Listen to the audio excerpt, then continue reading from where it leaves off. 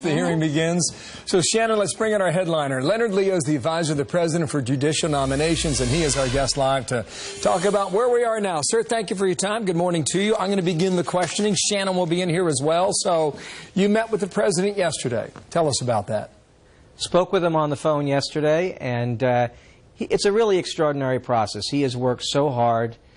He's, met with the four candidates or spoken with them. He's looked at their records. He's talked to his advisors. He's had his White House counsel, Don McGahn, reach out to members on both sides of the aisle in the Senate, talk to them about this process.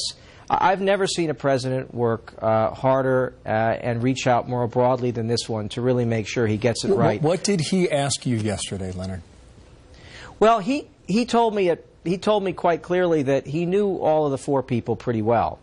And that really was very heartening to me. He's really looked at their records carefully. Basically, he said that he's going to be making a decision. It was either going to be last night or this morning. I think he's well prepared, very well prepared for this. Do you want to tip your hand?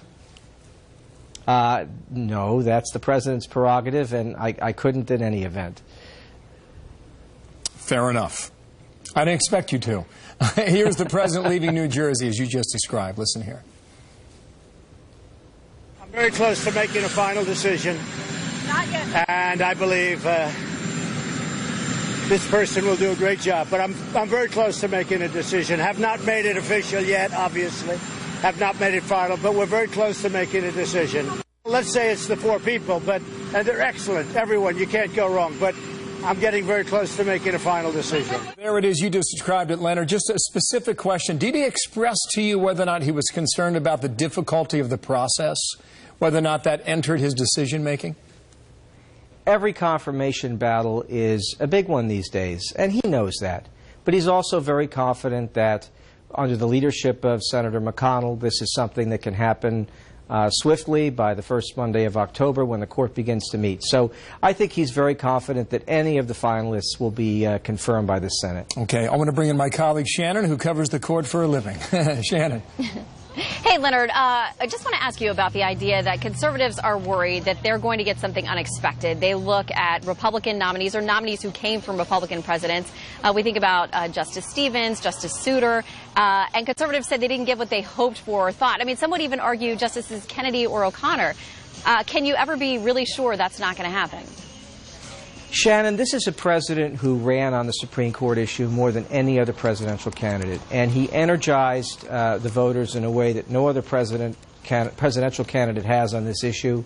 It was one of the major factors that propelled his election and helped to hold the Senate. He continued that momentum with Neil Gorsuch, and I think people understand exactly what the president wants, someone who's going to interpret the law, as your clip recently noted, and I think that's what people are going to get. Well, three of these judges, at least of the four that we think are in the running, they have very lengthy records. Judge Amy Coney Barrett doesn't. I mean, she's got a long record as an academic. She has written and spoken a lot, and Democrats clearly are saying that's a big problem for them, what they've heard from her. How much do you think the issue of religion will factor in? We saw it in her first Senate confirmation. If it's her, she's going to get dragged through that again. Well, religion shouldn't factor into any confirmation process. And Judge Barrett has made it very clear, and this is what her life's work has been about, that courts should stay out of politics. And what that basically means is that for a judge to be fair, it's not about their own personal views or their cultural or social backgrounds. It's about interpreting the law as it's written, recognizing that there are very specific limits on government power in the Constitution, and those have to be enforced and respected by a judge. So religion or other social or cultural factors really shouldn't come into the process at all, and it's unfortunate when they do, because it really does politicize the courts in a way that I think the American people would prefer not happen. Well, and Leonard, one more question as regards Judge Amy Coney Barrett.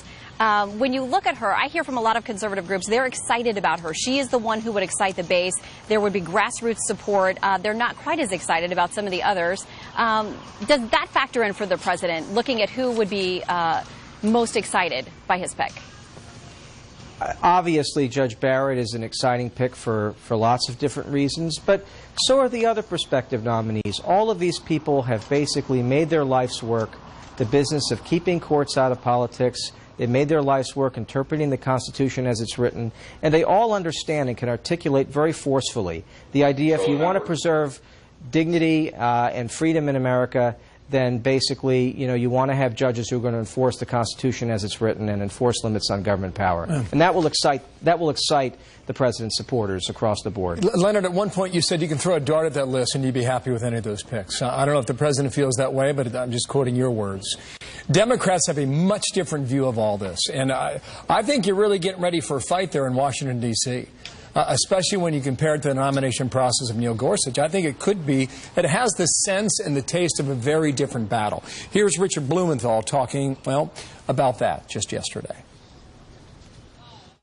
The president's outsourced this decision to the Federalist Society and the Heritage Foundation. I've never seen a president of the United States, in effect, make himself a puppet of outside groups and choose from a group of right-wing fringe ideologues. Care to answer that? Puppet? Yeah, sure. Right-wing ideologues. First of all, this president has been more involved and more transparent than any other president in modern history regarding Supreme Court nominations. The first president ever to actually put a list out publicly so that people can look at those nominees carefully. The first president I've ever known who has worked very long hours talking to people, reaching out to Democrats and Republicans in the Senate alike to talk about candidates. That's just insulting and offensive, and it's not true. This is a president who is committed to getting this right, by which he means finding someone who's extraordinarily well qualified, fair, and who's going to interpret the Constitution as it's written. And the fact of the matter is, the Gorsuch confirmation process was a battle also. We can all wear rose-colored glasses now and say it was seamless and there was no controversy, but of course there was. He had over 760 opinions. He had a record at the Justice Department that was looked at. Democrats were very hard on him, and as you may remember, there was a big battle over whether or not we were going to have a filibuster. So, this is going to be a battle just like that one, and if the president nominates someone just as qualified and just as committed to those core principles of our Constitution, he or she will get through the Senate very well, I'm sure. The other thing he said is that the president's looking for people who are, in his words, not weak. What does that mean? Can you define that? What does it mean in the eyes of this president when he says you're not weak? It's so important to have a judge who is fair and independent and courageous, who's not going to be swayed by the social or cultural fashions or political fashions of the day. That's what he's looking for. This is something he places a high premium on. And of course, we knew that from his selection of Neil Gorsuch, who really made it very clear during his confirmation hearings that politics has no place on the bench. It's why judges wear a black robe. They wear a black robe because they give up their own personal predispositions, their own personalities, and they're just supposed to interpret the law as it's written. Shannon. Oh, well, Leonard, we know the president often goes on relationships and how he feels, a gut feel about people. We've seen that with domestic and foreign leaders.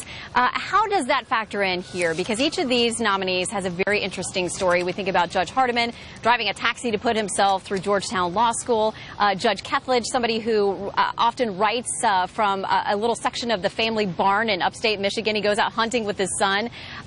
Judge Kavanaugh has a very D.C.-centric story. And, of course, there are others, Judge Barrett. We think about her. She's a woman who's balancing all kinds of things, 7 children, a couple of whom are adopted, with a very busy career as an academic and now as a judge as well. How much do you think that factors in for the president? For this president and for every other I've known, character and personality is really important, because what you want is a judge who understands what it means to be fair and independent and courageous, balanced. You want someone who's going to struggle with questions that come before the court, not predetermined results. And that requires that you know something about an individual's background, that you know they've seen adversity, that they've seen some trial by fire, and they know how to deal with it. This president obviously is a very good judge of character. He's been in business a long time. He understands what leadership and courage is. And he's looking for that in his final nominee, I'm sure. Leonard, thanks for being here today. Kavanaugh, Barrett, Hardiman, Kethledge. Do you think we're in the right range of those 4? I think the president's doing a great job limiting the list down to those 4. and I think they will. They all have great qualities and attributes that will help to improve our justice system. Got it. I'll take that as a yes then, correct? Yes, sir. All right, Absolutely. Leonard Leo, thank you for your time. Really appreciate it, okay? Thank you. Great to be here. We'll be watching later tonight, 9 o'clock Eastern Time.